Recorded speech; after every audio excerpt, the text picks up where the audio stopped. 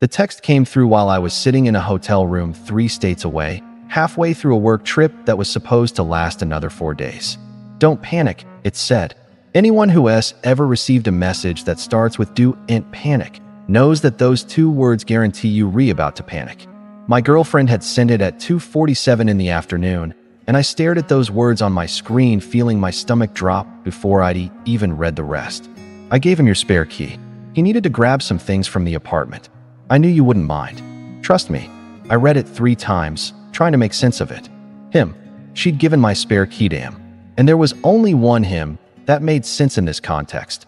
Only one person she'd refer to that casually, like I should just automatically know who she meant. Her ex. The same ex she'd sworn was completely out of her life. The same ex I'd asked about 6 months into our relationship when I'd noticed she still had photos of him on her social media. Still had his number saved in her phone under a nickname that I'd only figured out by accident. She'd told me I had nothing to worry about. They were done. Ancient history. He'd moved on. She'd moved on. And keeping him as a distant acquaintance was just the mature thing to do. I'd accepted that explanation because I wanted to believe her. Because she'd seemed so genuine, so open, so unbothered by my questions.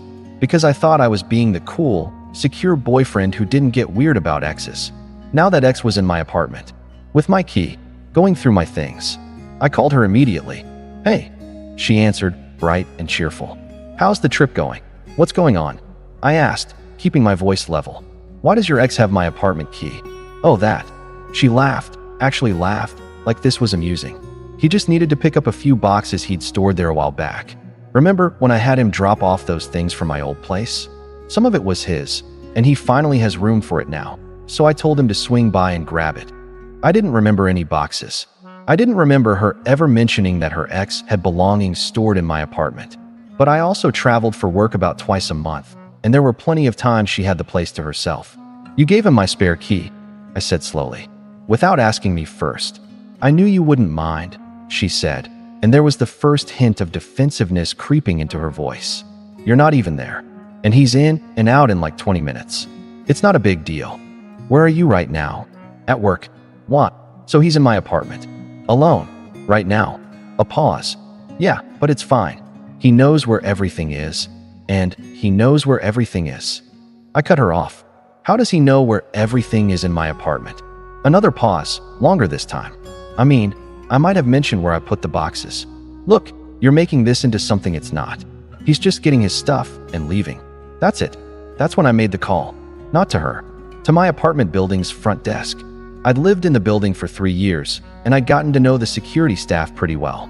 There was a guy who worked the day shift, former military, took his job seriously. I'd helped him out once when he'd locked his keys in his car, and we'd stayed friendly ever since. He answered on the second ring. "Hey," I said, trying to sound casual. "Quick question. Is there someone in my apartment right now?" My girlfriend said she let someone in to pick up some boxes. I heard keys clicking, probably pulling up the security log. "Yeah, guy came through about 40 minutes ago. Showed the key, said he was there with permission. We verified he had a key and let him up. 40 minutes, not 20, and he was still there. Can you do me a favor?" I asked. "Can you go up and check on things?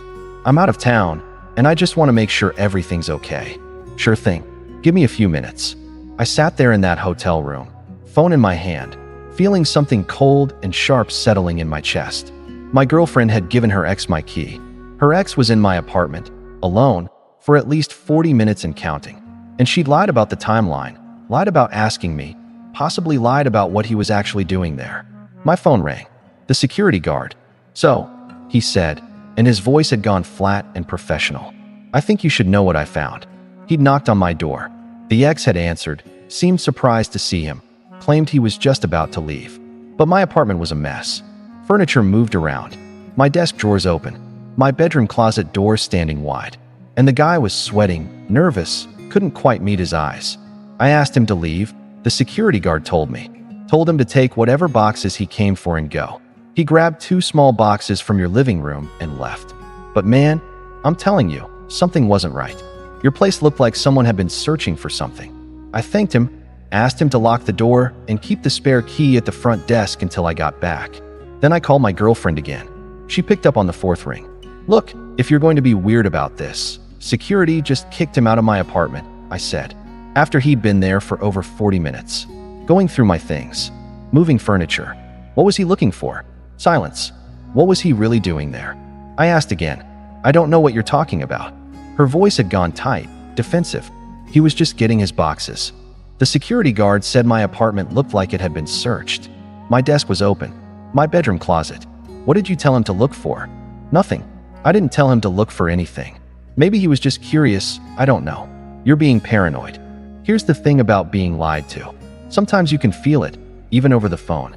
It's in the slight delay before they answer, the way their voice pitches up just a fraction, the overuse of defensive words like just and nothing and paranoid.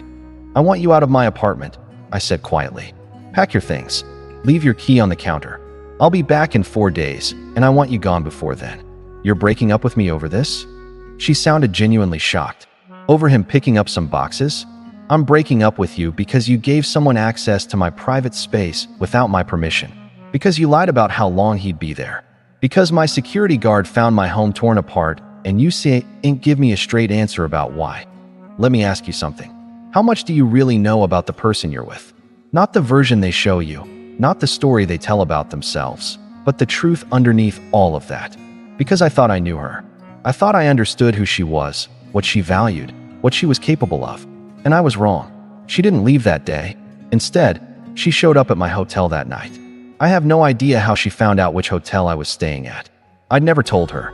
But at 11:30 at night, there was a knock on my door, and when I looked through the peephole, there she was. I didn't open it.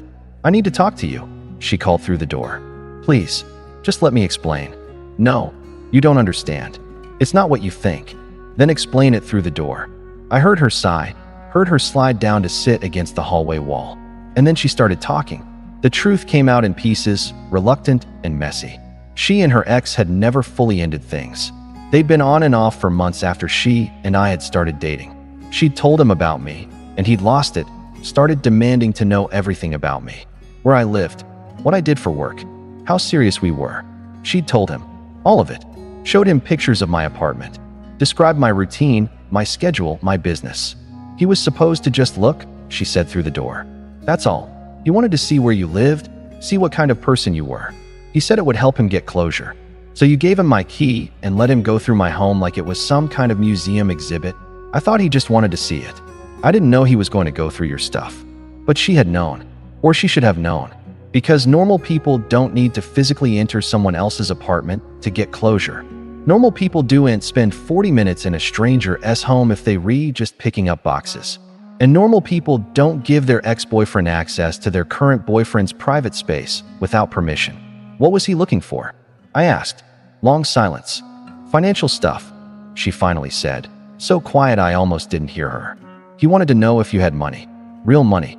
He thought maybe there were documents or bank statements or something that would tell him. And there it was. The real reason. Her ex wanted to know what I was worth. Wanted to assess whether I was a threat, whether I could provide for her in ways he couldn't, whether he needed to worry about losing her permanently. And she'd helped him, given him the tools. Betrayed my trust and my privacy because she couldn't fully let go of someone who clearly still had hooks in her. I'm not coming back early, I told her through the door. I'm finishing my work trip.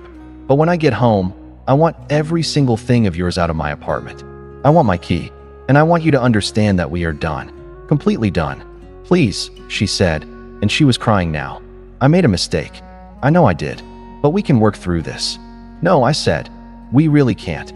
She left around 1 a.m.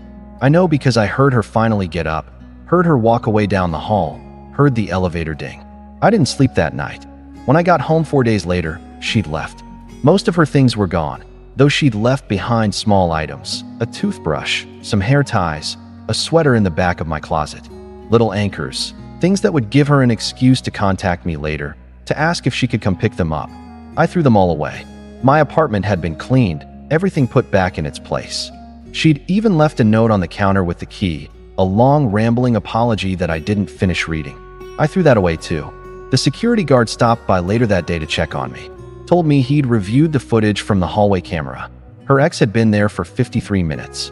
He'd left with 2 small boxes and a folder he'd been carrying under his arm when he'd walked out. A folder that hadn't been visible when he'd arrived. I checked my desk. My old tax returns were missing. Documents I'd kept in a file folder in the bottom drawer. Nothing critical. I had digital copies of everything, but personal enough that having them in someone else's hands made my skin crawl. I filed a police report, not because I thought anything would come of it, but because I needed a record, needed documentation that someone had gone through my home without permission, had taken my personal documents, had violated my space.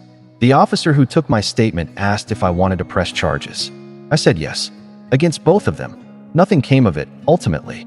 It became a he said, she said situation, and without proof that she'd explicitly told him to search my apartment or take anything, there wasn't much the police could do. But it sent a message. It made it clear that this wasn't something I was going to just let slide. She tried to contact me dozens of times over the next few weeks. Texts, calls, emails, messages through mutual friends. All of them saying the same thing. She was sorry. She'd made a terrible mistake. She wanted another chance. She'd cut her ex off completely now. It would never happen again. I blocked her everywhere. Changed my locks. Told the building security that neither she nor her ex were allowed up under any circumstances. Her ex tried once to get into the building about a month later. Security turned him away and called the police when he refused to leave. I never found out what he wanted, and I don't care. Here's what I know now that I didn't know then. Trust isn't just about believing someone won't hurt you. It's about believing they'll respect your boundaries, protect your privacy, and put your well-being above their own comfort or convenience. She failed every single one of those tests. The key she gave away wasn't just a piece of metal. It was my security, my privacy, my trust. And once she handed it over to someone who had no right to it, there was no getting any of that back. I'm more careful now. I don't give out spare keys. I don't assume that someone's ex is really an ex just because they say so. And I pay attention to the small betrayals, the little boundary violations, because they're usually warnings of bigger ones to come. She taught me that trust is earned slowly and lost instantly.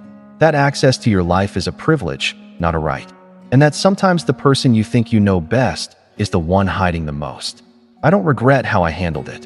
I don't regret ending things immediately, pressing charges, or cutting her off completely. Because the alternative would have been accepting that my home, my privacy, and my dignity were negotiable. And they're not. They never were.